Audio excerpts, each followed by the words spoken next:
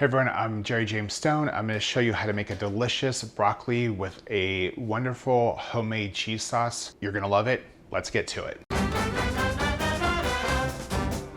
So the first thing you want to do for this recipe is we're going to create a roux to create our cheese sauce. So we're going to start the cheese sauce, kind of get it going, and then once it's kind of going, we're going to start cooking our broccoli. So create a roux. We're going to melt some butter in a large shallow pan. When it's fully melted, we're going to add in some flour. I like to use a whisk to add in my flour just to kind of evenly incorporate it. We're creating this roux because this is what we're going to use to thicken the sauce. So after the flour is added into the butter and completely combined with the butter, you want to add in the milk. So go ahead and just slowly add that in.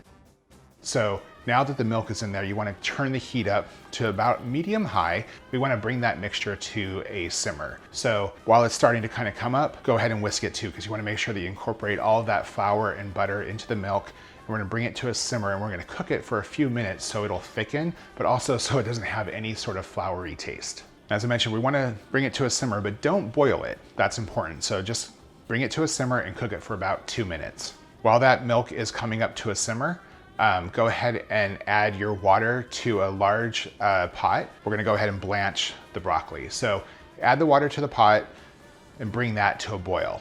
Once the water starts to boil, especially if you're using like a stainless steel pan, then you wanna go ahead and salt the water. Adding that salt is a way to kind of get flavor into the broccoli, but if you add the salt before the water is boiling, then you actually risk ruining your pan. Add in that fresh broccoli, and then I like mine kind of on the crunchy side, so I like my vegetables when they're like just cooked enough to be warm and hot, but like still crunchy. So let it cook, blanch in the water for about a minute. It'll really brighten up. When it gets kind of a bright green, that's when it's at that crunchy point. If you want it to, be a little bit more tender, just let it sit in there for a few more minutes.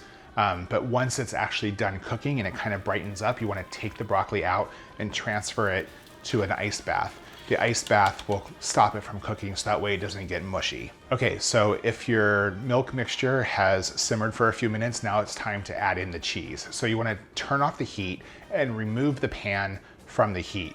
You're going to add in about 1/4 cup of the cheese at a time, let it completely melt and incorporate and mix in, and then add in more cheese.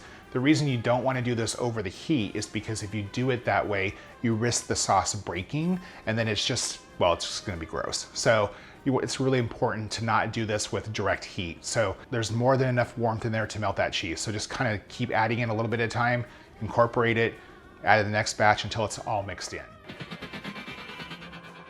Now, if you have a little bit of salt left over, go ahead and taste that cheese sauce, see if it's to your liking, salt it accordingly, and now you're ready to take that broccoli and pour this wonderful homemade cheddar cheese sauce over the top of it. I think you're gonna like it.